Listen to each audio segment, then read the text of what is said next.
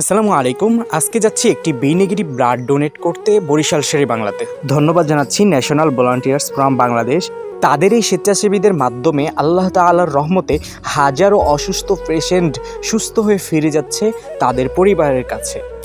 মূলত আরিফ মাহমুদ ভাই আমাকে আগের দিন রাত্রে ফোন দিয়ে বলল যে ভাই, আমাদের ভোলার একটি পেশেন্ট বরিশাল শেরে বাংলাতে আছে, বি নেগেটিভ ব্লাড লাগবে, ব্লাডের জন্য তার অপারেশন হচ্ছে না। তো আমারও 3 মাস হয়নি, তারপরেও রাজি হয়ে গেলাম, যেহেতু আমারও ছিলা যদি একটা মানুষের প্রাণ বেঁচে যায় তাহলে ক্ষতি কিসের, তাই না? তো সকাল সকাল রওনা হলাম বরিশালের উদ্দেশ্যে। সিনেম্যাটিক দেখুন।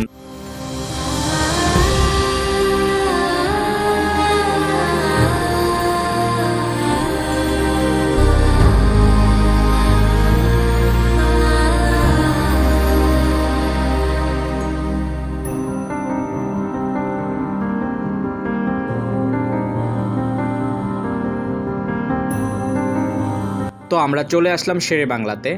তো এখানকার একটা অবস্থা হচ্ছে যে এখানে ব্লাড দিতে গেলে অনেক হয়রানি হতে হয় এবং অনেক সময় নেয় তারা, এবং তাদের সাথে ব্যবহার ভালো করলেও তারা কিন্তু ফিডব্যাক অতটা ভালো দেয় না।